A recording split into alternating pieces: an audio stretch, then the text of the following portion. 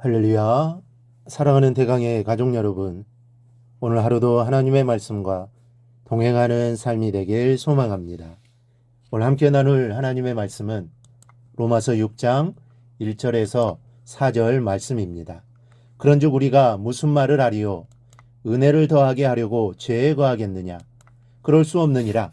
죄에 대하여 죽은 우리가 어찌 그 가운데 살리요? 무릇 그리스도 예수와 합하여 세례를 받은 우리는 그의 죽으심과 합하여 세례를 받은 줄을 알지 못하느냐?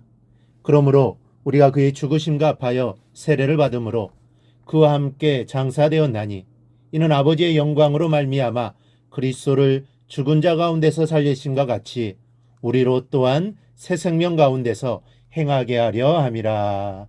아멘. 본문은 이 바울의 앞장인 5장 20절에서 말한 죄가 더한 곳에 은혜가 더욱 넘쳤나니 라고 말한 것에 대한 바울 자신의 변론입니다. 아마도 유대인들이 자신의 이 말을 오해해서 죄가 더할수록 은혜가 넘친다면 계속해서 죄를 짓자, 죄를 더 많이 지을수록 하나님의 은혜가 더 많이 임하지 않겠는가?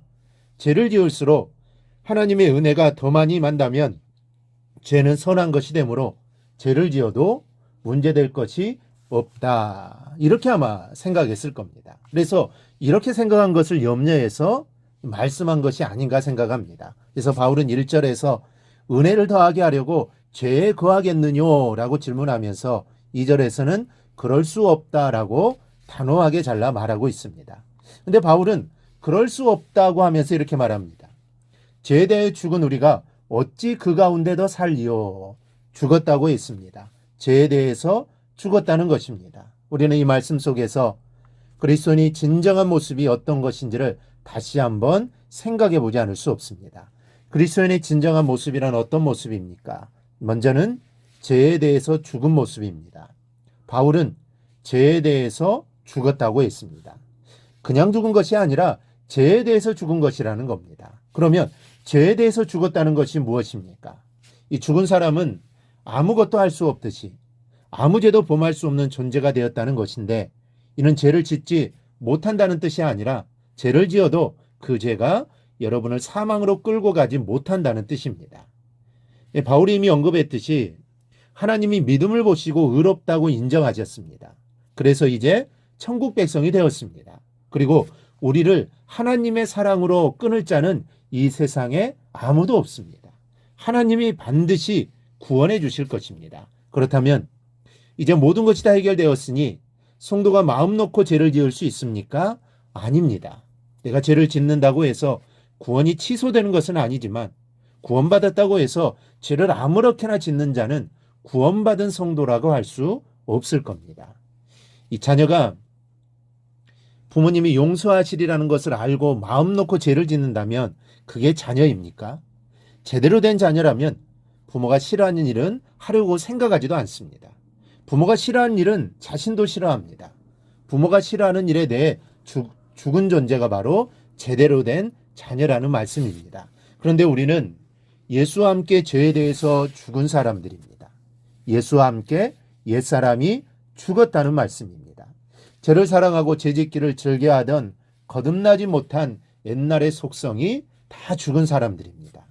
이 사실을 상징하는 의식이 바로 본문 3절에서 바울이 예로 들고 있는 세례입니다. 오늘날은 세례를 대부분 간단하게 행하지만 과거의 세례는 침례였습니다.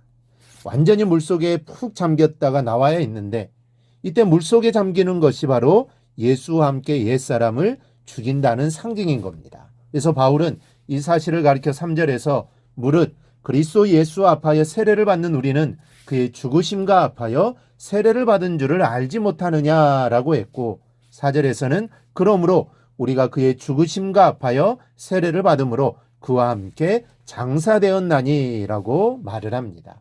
그러니 우리는 죄에 대해서 죽은 존재이므로 죄를 지으려고 하거나 죄를 필요로 하는 삶을 살아서는 안 된다는 것을 명심하시기 바랍니다. 죄에서 떠난 삶을 살아야 합니다.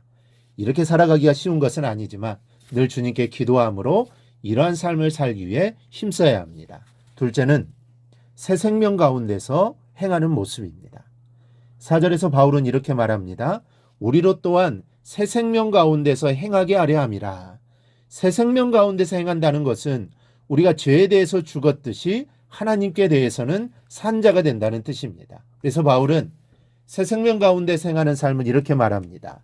내가 그리스도와 함께 십자가에 못 박혔나니 그런즉 이제는 내가 사는 것이 아니요 오직 내 안에 그리스도께서 사시는 것이라.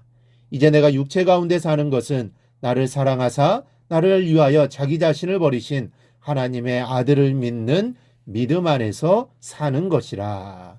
이것이 성도가 살아가는 방식입니다.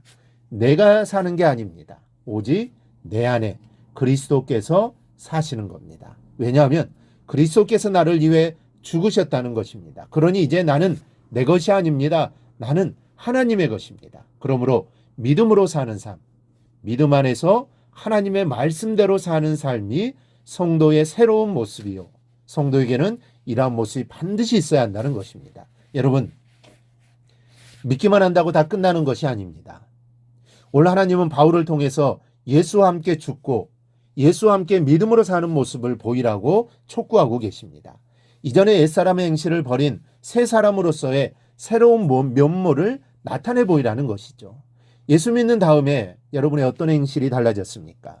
행실이 곧 믿음은 아니지만 믿는다면 죄를 죽이고 믿음으로 사는 획기적으로 달라진 새로운 모습이 있어야 한다는 사실을 알아야 합니다. 그러므로 오늘 하루 나는 죽고 예수로 사는 하루가 되길 바랍니다. 우리는 이렇게 살아야 합니다. 그리고 그렇게 살 수 있는 능력을 우리에게 주셨습니다. 그 능력을 의지하여 내 삶 속에서 나는 죽고 오직 예수만을 드러내는 삶을 꼭 살아가기를 주님의 이름으로 축원합니다. 오늘 묵상한 말씀을 굳게 잡고 삶으로 실천하며 살아내는 대강의 모든 성도들이 되기를 축복합니다.